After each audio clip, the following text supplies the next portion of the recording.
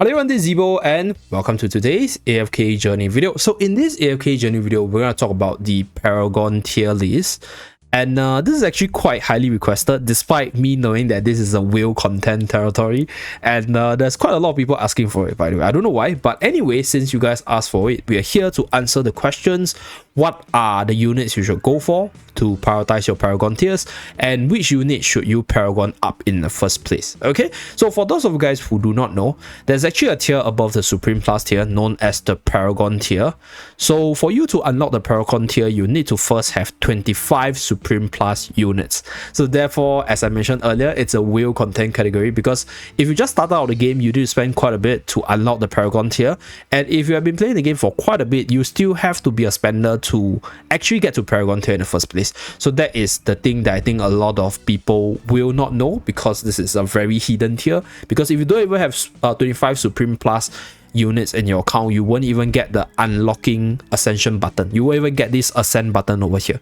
So this is for those of you guys who do not know about this tier itself. And for the Paragon tiers, there's actually 4 different tiers. There's Paragon 1, 2, 3, all the way to 4. So for this Supreme Plus icon represented on the left hand side, and then we have the Paragon 1 icon here, pink color one, and then we have Paragon 2, okay, and then we have Paragon 3. And for the Paragon 4, let me just go into Dream Realm. Yeah, this is how the Paragon 4 units look like. So it's represented by this diamond blue color frame here, okay, this blue color diamond here. So that's how the different Paragon tiers look like. And in terms of what the Paragon tier has to offer, in general, the Paragon tier offers more of a boost to the PvP side of contents, mainly your arena, Supreme Arena, as well as the Crystal Clash, because we unlock these rivalry stats, which give us a massive boost in terms of stats from all these different compartments, from energy regen, energy on hit, debuff, focus, resilience, damage boost, and damage reduction. So there are some minor stat boosts over here, but honestly speaking, you're not upgrading the units from Supreme Plus to the Paragon tiers for this minor boost. Like, it's really minor, and it's not going to change out like the general PvE contents. So units which you focus on the Paragon tiers usually are the ones that you use the most for your PvP contents. There are certain scenarios where you upgrade the units to Paragon tier because they are generally versatile. They might not be the strongest in PvP, but they are good for PvE contents, and you can also use them for the PvP side, right? There are also units that are just so good, they're good everywhere, so therefore they are in the meta tier, right? Or they are in the meta tier because they are the strongest for the PvP side, and you generally see a lot of people running them. So that's that. And with that, let us go back into the tier list. And before we start talking about the tier list, let's run through the ratings first. So we have the meta tier. These are basically the best units you want to get to Paragon tier, because getting to Paragon tiers for this unit gives them unparalleled PvP prowess. Like, they just become so much stronger because all the different buffs that applies to them from the rivalry bonus just makes them super duper godlike. And obviously, since we are talking about godlike, the god units and the hypogean units, they're obviously in the units in the meta tier, because they are, I'll say, like the easiest to access to get to Paragon tier, because you can just get the stellar crystal. So if you're somebody who's paying, right, there's a difference between getting easy access as well as like hard access. So for somebody who's paying a lot of money, right, being able to get a lot of stellar crystal and getting the direct access to all these celestial hypogean unit of your choice is actually a lot easier than getting certain characters in the A and S level from all the off-banner stuff. So that's why usually when we talk about the ease of access from a whale's perspective, is how easy can I get the access of the unit if I'm willing to spend in the game. So with regards to the celestial hypogean units, if you're spending in the game, you're buying all the stellar crystal packs, you're getting enough stellar crystals from all the events itself, you actually can upgrade them to Supreme Plus pretty manageably, and you actually can push them for the Paragon tier for a lot of the spenders I know. So that's for the meta tier, right? The best units to get to Paragon tier, and they get the best benefit out of it in terms of the PvP side. Then we have the Paragon for PvP. So these units, they are by no means meta, but they are your general PvP characters that is okay to get to the Paragon tier, or these units are just generally very versatile and they can be used for PvP, and you can Paragon them to give them the additional stats for your PvE contents, and also use them for your PvP for like certain matchups in terms of the unit. So one of the best unit for this tier is actually Odie.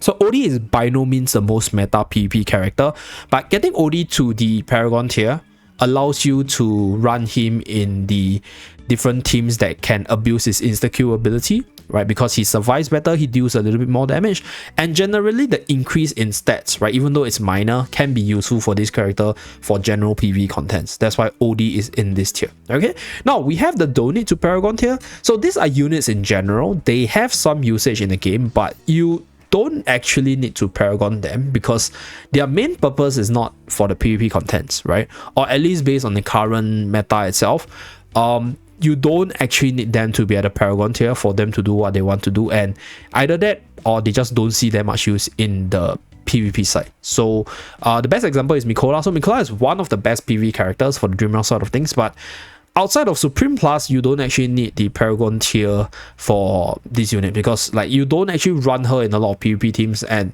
like she's more of a PvE character to begin with. So there are a lot of characters in this category which I'll talk about later. And then for the Walker tier, these are basically units which don't actually see use at all. So I'm not going to talk too much about this tier because these are generally units which personally I put them in the Walker tier in my countless tier list. So to cut down the timing for this list itself, since we're not going to upgrade them, right, since we're not going to bring them to the Paragon tier, I'm not going to talk too much about them. Although there's one exception in this list, which is Niru. So Niru as well as Entendra, okay, these two units, they have some very fringe users in the PvP side, but considering the fact that they are relatively underused for most players, and also they don't actually fit very well into a lot of PvP setups or against a lot of PvP matchups, you can possibly push them to Supreme Plus and then Paragon tier if you really love them for their fringe users, but generally they are not recommended, so I put them in the Walker tier.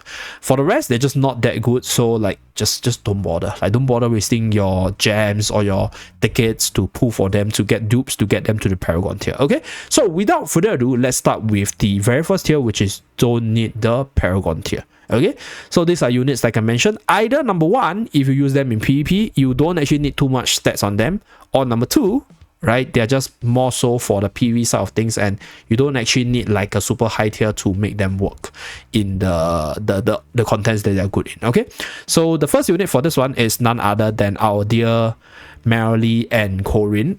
So these two are most of the time Dream Realm characters, right? They are mostly for bossing contents, and in the PvP side, they are not that good. Like, although for the Light Bearer side, for the A-level characters, because you just don't have that much of a choice to put up in your wishlist itself, right? You might just keep them in and eventually bring them to the Paragon tier like I did. So my account right here, I'm just gonna showcase to you guys what happened here. So like my account right here, because I just left them on my wishlist because all the other characters are so bad that I got so many copies of them, and it just eventually built up to become Paragon 2 and moving towards Paragon 3, that from time to time I still use them for PvP purposes, but they're honestly not that good. Like, you can use them, but it's for very fringe reasons, and they're more so for the PvE side, so that's why you don't need Paragon tier for them. And then for Mikola, I mentioned, just a very Dream Realm character. So since we are on the Dream Realm side, let's just put all the Dream Realm centric characters here, because like outside of Dream Realm, they are not exactly like I'll say like a mass pull to Paragon tier. Let me just see who else is Dream Realm. I think Tamasia. Okay, Tamasia for a certain PvP is okay. Okay, but Tamasia now I'll say is more for PvE side, because like Tamasia in PvP is kind of sucks ass. Yeah, like I don't know. I don't see people using Tamasia for PvP. Yeah. Let's see who else. I think Smokey. Yeah, Smokey doesn't need a Paragon tier. Like, Smokey's one of the best units, similar to Mikola, but Smokey's just really weak in PvP. There's just a lot of ways to deal with Smokey, so I don't think you need to get him to Paragon tier. But depends on whether or not you want to push for his higher tier, because like if Smokey is uninterrupted, I think his buff is actually really strong for PvP, but in most cases, nah, not really. Like, I wouldn't use him for PvP, even though I got mine close to Paragon 2. So that's that. But with regards to the Dream Realm characters, okay, Kruger needs no explanation, purely Dream Realm centric, so not that good. Okay, Rainier is a unit which is also Dream Realm centric, but Rainier is versatile in the sense you can use Rainier for AFK stage push as well as for PvP. But for the PvP side, the main use for Reina is to send one unit in and buff up that unit. So you don't actually need a lot of stats on Reina, although having Paragon Tier on this character for PvP purposes is okay, but genuinely speaking, the max you need on Reina is Supreme Plus. Like anything beyond that is just a waste of resources for additional stats which are not that useful in the first place. So that's why I put Reina here. So that's that.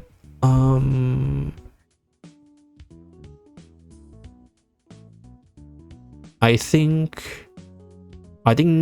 that's that for the Dream Realm side. Now for the general contents, Laika is one. So Laika is a character that doesn't see that much use anywhere, but specifically for the PvP side, there's actually a team that runs Laika, and that is the Dino team.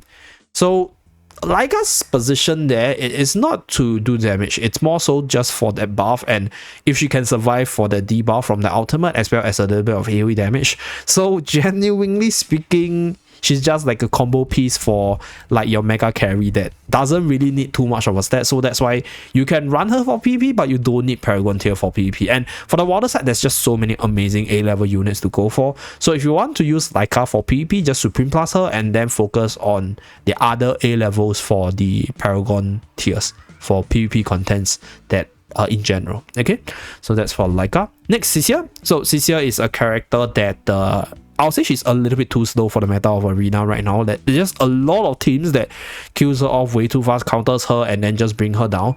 Although there's this quick towel that makes her really, really good. But in general, for the Graveborn side, for the S levels, there are actually other better units which are genuinely better for Paragoning that you don't want to put Cisia on the list. So that's why I put Cisia here. Lumon. Yeah, Lumon's AFK stage pushing machine with a little bit of control. I do think that this character has some PvP potential, but then considering the fact that Mauler S class has some of the really good Paragon worthy units, I wouldn't really put Lumon beyond Supreme Plus, right? Even though I might still use him for PvP, but then like I won't put him beyond Supreme Plus because I think his key usage is AFK stage, and that's why he's here. Rowan, I would say, okay, Rowan is a mixed bag because I feel that Rowan has actually fallen a lot in the PvP side that I think you can still use him, but like he has a lot of answers, and like even if you do use him, right, okay, if you go to Paragon Rowan is to just make sure he survives to cast his ultimate, because out of all the stats provided by the Rari stat side, the stats from the damage component as well as the debuff component that's given to Rowan is kind of wasted because Rowan doesn't actually do that much damage. So like you're using Paragon to upgrade him to make him survive better, which is why I don't think he need Paragon Tier, because the set's not gonna matter. Yeah, so that's for those units that don't need Paragon Tier. So next we are gonna talk about units. Oh wait, I'm going to put Parisa here as well. So I've seen some Paragon Tier Parisa, by the way. I've seen some people try to use Paragon Tier Parisa, which works if you manage to store long enough. But I think Parisa, similar to the units in this list, they are generally used for PvE contents. So Parisa is more for the bossing as well as Battle Drill contents that I don't think you need to Paragon Tier her. And because, like I mentioned earlier, there are other, I'll say like A-level Maulers that are more Paragon worthy, they are a lot stronger in the PvP side. So I think Parisa Supreme Plus is more than sufficient, right? Get her EX weapon up, that's good enough. Now Bryon. Okay, Bryon is okay. Yeah, Bryon is okay. So I'll put Bryon on top. So that's that for the thing. Yeah. Let me just see. Yeah, okay. So oh wait. Cassidy. Yeah, Cassidy is also another bosser similar to Parisa, so don't need Paragon Tier. Yeah, that's pretty much it. So now we go to the Paragon for PvP. So these are the characters that you can actually upgrade to Paragon Tier if you want to run them in PvP. So the very first one is OD, already mentioned there, generally versatile, can be used in certain matchups to insta-kill people and steamroll. So next one, they are the Assassins. So Seth, Sylvina, as well as Nara, as well as Lenya, as well as I'm going to put Bryon here. Yeah, so these characters, they are like this sniper kind of unit that you can definitely upgrade to Paragon Tier to use them for PvP. So they are PvP centric, obviously, and for Lenya's case, you can also use Lenya for your PvE contents that upgrading her to Paragon tier is actually okay, quite worth it, to be really honest. It's just that you have to consider for Lenya slot, there is a whole bunch of other A levels that you have to consider. So this is the, you know, like other units you have to consider dilemma in terms of the Paragon tier. But Lenya, if she starts steamrolling, is quite strong. So very similar to Sylvina's playstyle, very similar to Seth's playstyle, and pretty, I'll say, like steamrolly like Nara as well. So for Brion's case, Brion's not really like the most meta character, but right now he has a use in like sort of baiting out Lily May's ultimate for your Iron to actually cast his ultimate. So that way he has some PvP usage, and getting him to Paragon tier for that purpose is okay. But same thing, Wilders have a whole bunch of good units, especially in the S level class. So you can actually exchange for Brion shards within the arena store, but he will be, I'll say, like more on the lower priority end, because there are other stronger units and meta units at the highest level that you want to get to Paragon tier first. So that's for Paragon for PvP. Brutus. So Brutus, for normal PvP, not so much, but more so for Supreme Arena, because you have a choice for the Supreme Arena side. But okay, I don't see a lot of Brutus, but the inbound is actually one of the useful tools against the burst from Iron teams as well. So I do run Brutus, but okay, I'll put Brion and Brutus at a lower priority because I think they're okay, but they're obviously not the top most you want to go for, but you can definitely run them to Paragon tier just to use them for PvP purposes, or use them for PvP purposes. Reese is really, really good. The higher tier Reese go, the stronger he gets, because this character is an AoE attacker. So all the stats from the damage boost as well as the debuff coming out from this character is gonna amplify from the rivalry bonuses. Pretty similar to Diana, by the way, which I'll explain later, which makes this character a lot stronger if you upgrade this character to the Paragon tier. So this is Reese, I'll say, is like a whale's toy, because like there are a lot of good S level characters in general that people can go for, and Reese is obviously not a character that people consider, but like I've seen really, really powerful Paragon tier Reese. One or two of them that just strats me once you get a combo on this character, which is just insane. So that's why I put Reese here. Okay to Paragon for PvP purposes. So Elsa's actually pretty meta. I'll explain why later on. Shakira's also pretty meta. Coco is okay. Coco is generally versatile. I'll put it in the same tier as OD as well. Generally versatile, and you use her for PvP contents as well. So generally a good, well-rounded character that you can Paragon for. I think Ludovic is okay. Ludovic is also a character that is generally versatile for your content, your PvE as well as your PvP side. That getting to Paragon is also okay. Igor, okay, the units that are towards the back of this Paragon for PvP, they are obviously not the highest priority, because they are good with additional tiers, right? But there are a lot of other options, and they will be fighting for slots with the other better options out there. So for Igor's case, right, because Torrent's pretty meta, the Torrent is actually really, really strong, even towards the Paragon 4 status. Later I'll showcase why. Okay, so this is Igor. Like, this is a PvP character, but like not the most meta one. So you can exchange for this character from the store. So these three characters you can exchange from the arena store. So if you really want to bring them to Paragon tier, you can just buy their shards and then upgrade them progressively. No rush to them. Danny is not the most meta tank, but Danny is actually really, really good for PvP with Paragon tier, because all the stats also benefit Danny, which makes her like quite a powerful PvP character. Viperion, yes, Viperion is also another very, very powerful. Okay, the weak ones, I'll group them a little bit. So we're gonna group the not so good one towards the last few, and then we have the generally versatile one from OD to Coco, and then we have the assassins, and then we have the generally good characters with more Paragon tiers because of how their kit works. So Viperion is an AoE mage damage dealer, so most of the rivalry stats is gonna benefit Viperion because he can apply damage to everyone. So next one we have Florabelle. So Florabelle is used in the Zoo team. So if you want to build out a Zoo team, I think Florabelle to Paragon is also okay for her to survive better, to cast the EX weapon. Yeah. Almas is okay for PvP, but you need not put Almas in Paragon tier, because like I mentioned multiple times, for Almas more as a combo slaughter. But I mean, if you're using him a lot for PvP and you have the spare slots to get into Paragon, yeah, he's quite a good choice, because he's a unit that used a lot in PvP anyway, so additional stats definitely beneficial. Wait. Okay, I forgot about Dunlia. I gotta put Dunlia here later. We'll talk about these characters. Okay, Carolina to Paragon. So this character, it's also pretty much similar to Ludovic. In fact, I think Carolina is still really strong for the arena side, but she's just a little bit slow now for the meta. That I won't put her in the meta category for PvP, but she's a character that you can use for general content pushing, and also a character that you can Paragon up to dominate in the arena side. So very, very powerful character, very, very strong here. But I think Carolina is arguable. Some people might actually argue that Carolina is meta, because there are certain teams which runs Carolina and she's still really strong there, but now I think she's a little bit too slow. Still very, very strong for PvP when you Paragon her, because of her benefiting from all the stats, but just not the meta level kind, like not the use in every team or use in the most powerful teams. So that's that. Next, let's talk about the meta characters. So Celestial Hypogenes, like I mentioned, I don't need to explain too much. These are the characters that scales with the rivalry stats.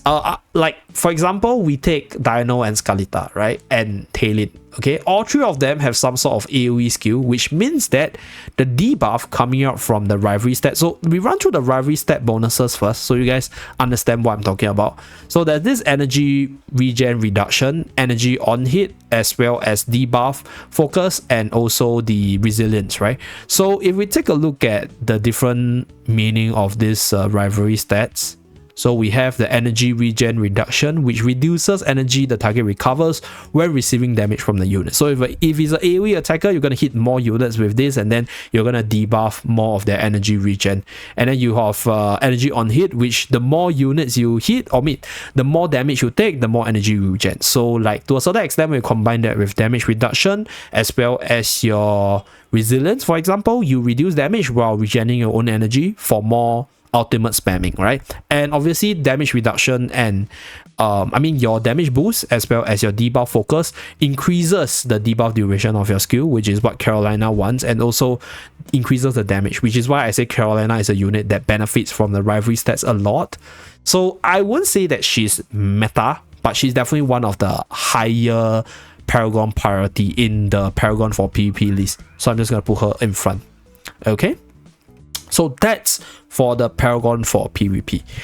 Now for the meta side, right? Coming back to the Celestials, Talin, Dino, and Scalita, they all have some sort of AoE skill, and they all have some sort of skill that is able to debuff the enemy. Wait, maybe Talin, not really, but yeah, Talin's amazing AoE damage, so she's gonna benefit from the damage boost and the energy regen on hit the most. So like all these stats just benefits these three Celestial Hypogenes so much that it makes them really, really good with the rivalry stats itself. So that's why they're the top tier of PvP, and they are the whale's toy in most cases. So that's why they are the strongest, most meta characters. If you're able to push them to the Paragon tiers, especially if you have seen like Paragon 4 Scalita just wiping the floor with the whole team with one ultimate, or just Dino hyper carrying the whole team at Paragon 4, right? Given how powerful you can stack the buffs on him. So why these characters are really, really good. Now for Dunlia and Fresto, if you're upgrading them to the Paragon tier, it's more so for the defensive side of things, right? Like the debuff, focus, the damage reduction for them to be a lot tankier, and then obviously Fresto and Dunlia, they're just really, really good in the PvP side of things, and you can use them in multiple teams as well, and Dunlia counters are the strongest meta characters, so pushing them to the Paragon tier specifically for PvP purposes is worth it for these two tanks. So since we're at the topic of tank, Torrent is one of the stronger non-Celestial Hypogene tank as well, because this character can take more damage, and this makes the ultimate retaliate damage a lot more potent. And if you're fighting against melee enemies or units that close into Torrent when he's casting his ultimate, boom, you just wipe them. Like there's a lot of cases where I've seen Paragon 4 accounts just being wiped by a Torrent. Very, very funny, but it's just Torrent surviving, or just Torrent taking like the full hits coming out from all enemies and then retaliating and killing everyone because of the massive amount of damage he can take. So that's for the three tanks.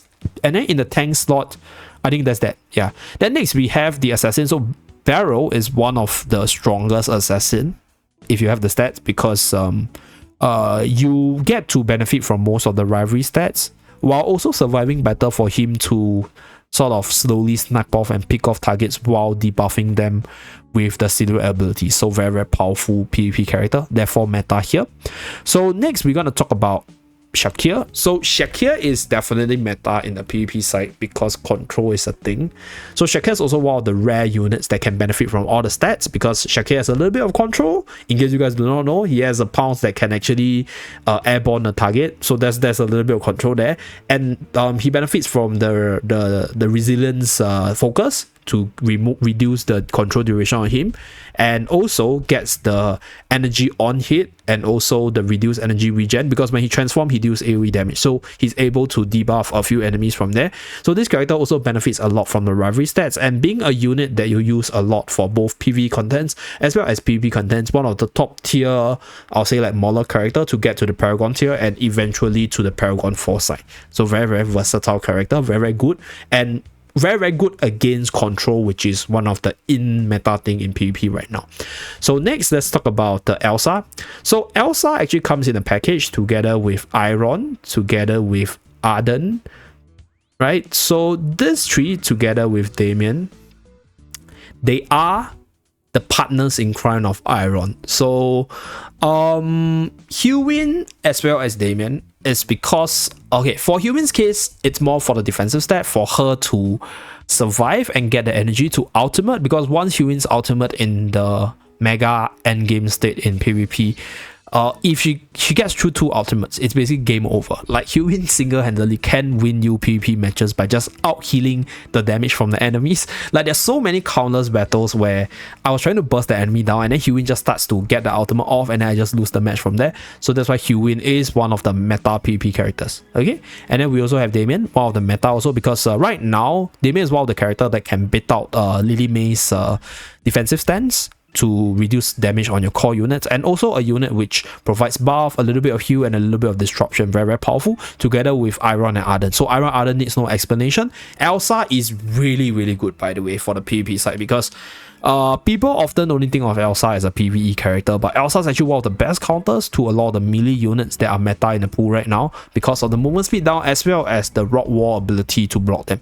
So when you combine her together with the Iron Burst or any other potential units that can control or synergize with her, she's actually pretty bonkers in terms of the damage dealing and disruption component. So Elsa is one of the good units to get to Paragon. Very powerful, by the way. Lost to her multiple times. Like, it's just really unexpected.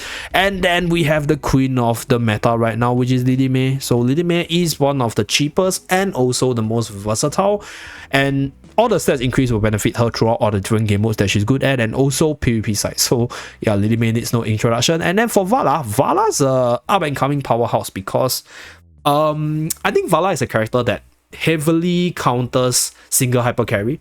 Because if you pin down one of your carries, slow down what they want to do, and then let Vala kill them, and Vala starts sim rolling in the PvP side, it's really a scary side to behold. So that's why Vala is a super duper meta PvP character, more so on the offensive end and less so on the defensive end, but generally more made for the PvP than the PvE side. So Vala is also generally versatile. You use her for bossing contents in the different game modes as well. So if you upgrade her to Paragon tier, whatever stat that you put on her is gonna be very beneficial for your account throughout like your AFK journey lifespan itself. So that's pretty much it, just Paragon tier list. So I'm gonna put the summary on screen as usual for you guys to refer to, and that's pretty much it for this video. Let me know if you guys have a different opinion in terms of what units that you should actually Paragon tier, right?